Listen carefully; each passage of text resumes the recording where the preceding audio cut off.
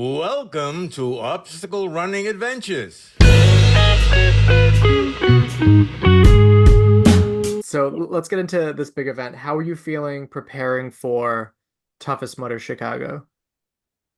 So I had never been, like, I've heard a lot about Chicago, that it's typically a pretty flat, like, fast course. So a lot of running. That's just kind of what I do anyway. I like ultra running, as well as obstacle course racing. So that was like the main prep for it, is just running a lot and getting prepared for that. Obviously, it's kind of hard to do. Like, what can you do for a 12-hour overnight thing? Like, the things that you have to worry about are like things you can't really prepare for. Like, Right. I'm not gonna stay up all night Yeah, multiple times in a row. exactly. So Because you can yeah. practice the running distance, but like you're not going to practice sleep deprivation. I don't think that's something you can really necessarily get, Yeah. right?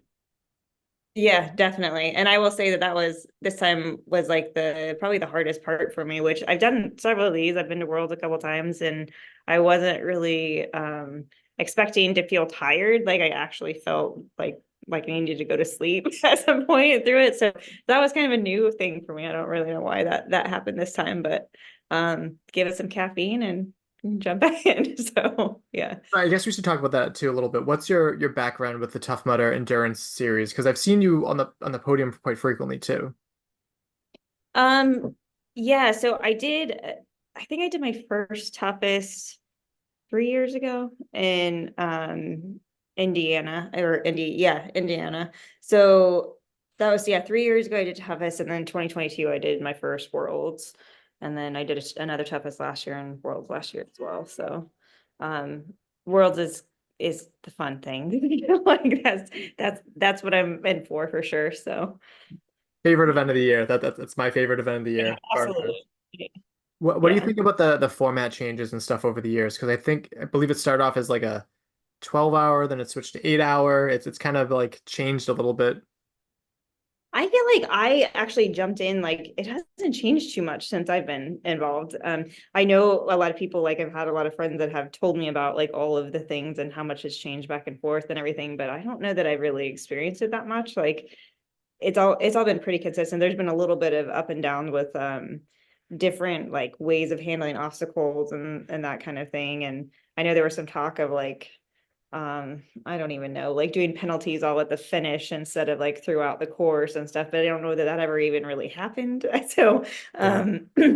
yeah, so there's been like little minor things, but for the most part I think it's all been pretty consistent since I've been involved. So Okay. I And don't I'm know trying if to I think if it was Tough Mudder Infinity or the Toughest Mudder where there's like two lap options. There's like a longer lap that you can take and a shorter lap. Is that Yeah, I've heard about that. I've not done an Infinity, so I don't know how that works. It sounds interesting. It sounds like there's a bit more strategy involved with knowing what to do. yeah. So Also seems like a tracking nightmare too, which is what I think of. yeah, yeah. Oh, absolutely. Yeah, from a timing standpoint, I can't imagine. Yeah.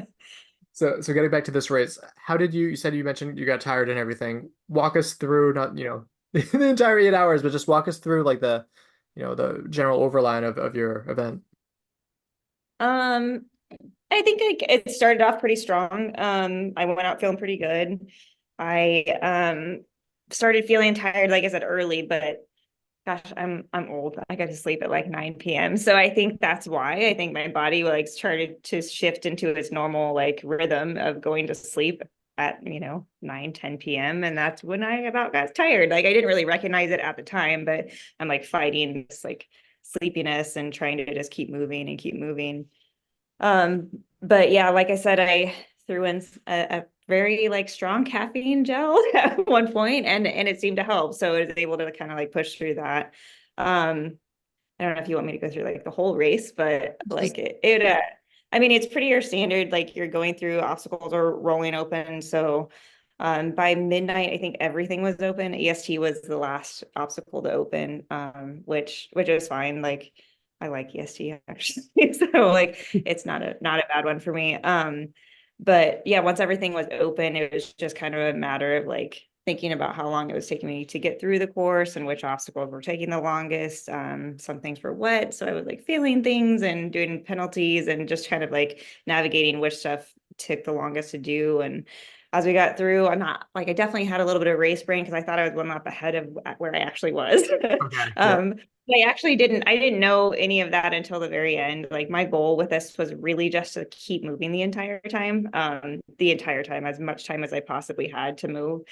So it wasn't until like I finished my last, well, not my second to last, my ninth lap, I asked where I was at in placement, and then like kind of had to think about if I was going to actually have time to finish another lap and go out and those kind of things. So yeah, like a little bit of low moments in the middle, but like all in all, it was like a pretty flowy like race. Like there wasn't any one obstacle that stood out that was like, oh, that was the worst thing.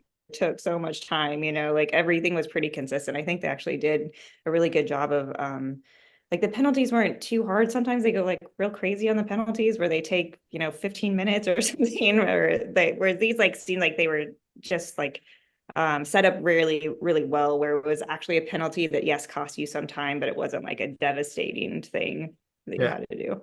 So for those new to Tough Mudder, and they're just more used to Spartan or other events that don't have as interesting of penalties, what were some penalties that you saw there?